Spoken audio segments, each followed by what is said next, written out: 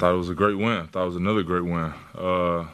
This is a big time back to back for us. So great for us to pull both of those games out for sure. Different styles of play, though, I guess, contrasting. One's a shootout, one's a slugfest. Yeah, this one was a lot more physical. Lot of holding, grabbing. I thought both teams really tried to defend, and I think whoever got the most stops was going to win the game, and we were able to do that. So yesterday was a little bit more loose, a little more free. It was just like you said, a shootout. But tonight was really good. And this is the type of game that we like. It's tonight's game. You guys have won 7 straight. That's tied for the longest winning streak in the NBA. Is it safe to say the Pistons are sizzling? I think it might be safe to say that now. I'm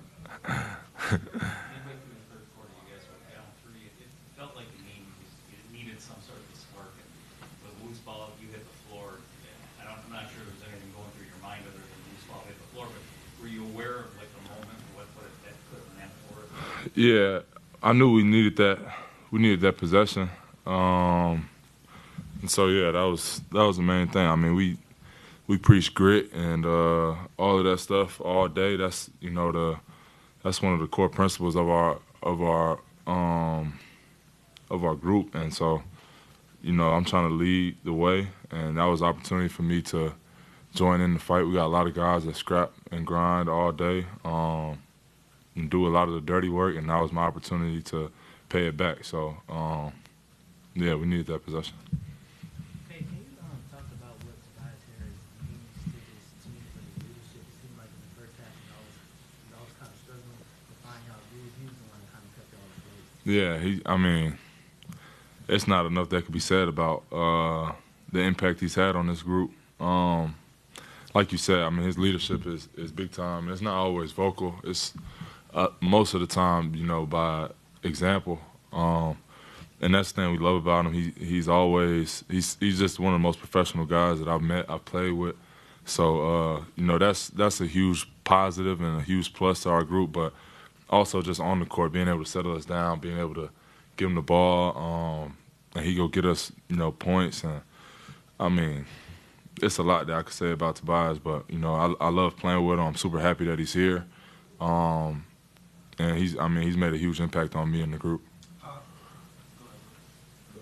How helpful has it been to have Dennis Schroeder added? You see them with closing lineups. You can obviously use the second group off the bench. What has it been like, rotating and having more teams? Same.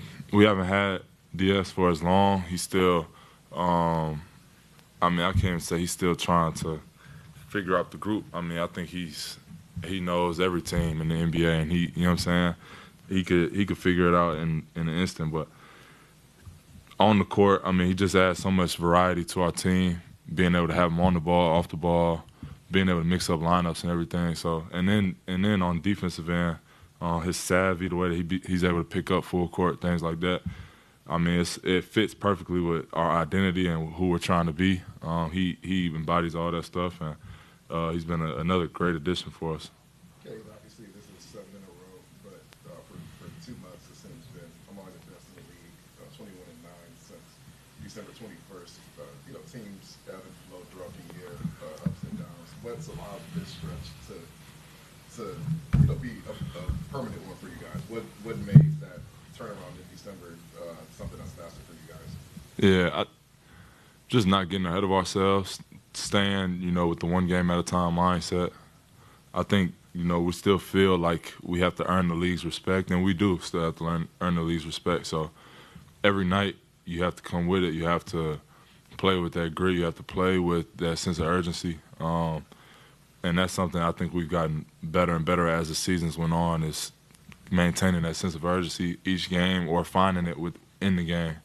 And so, that's the main reason why we've been able to stay afloat. But also, Coach Bickerstaff, his staff, I think he's Coach of the Year, obviously.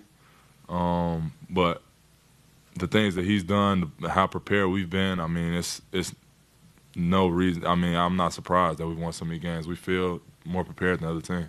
And then just from a maturity standpoint, what have you noticed about this group compared to past seasons where, it's been 2 months, you talk about the sake of day by day, but that's a long span of time to not get too caught up in the big picture or what the team may be doing right or wrong. Just from a maturity standpoint, how far do you think this team's come in the last year? Yeah, we've came a long way. We've learned the ins and outs of how to win games down the stretch, how to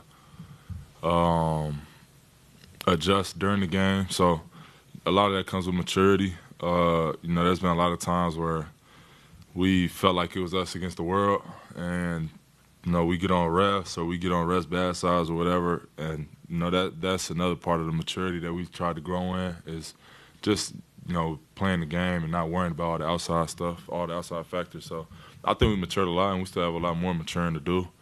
And our vets and coach, they're leading the way and catching us up to speed on that. Yeah, you're averaging about 29, 10, 7 on the second night of back-to-backs this year. Is that something you're making more of a concerted effort to do on the second night, or is it just kind of I think credit to the training staff. I felt really good this year. They've gotten me to a good spot pretty much every night. Being able to come in and where I feel like I can operate through. I mean, obviously there's been bumps and bruises, but I feel like I've been in a great spot, and that's a big credit to the training staff and everybody.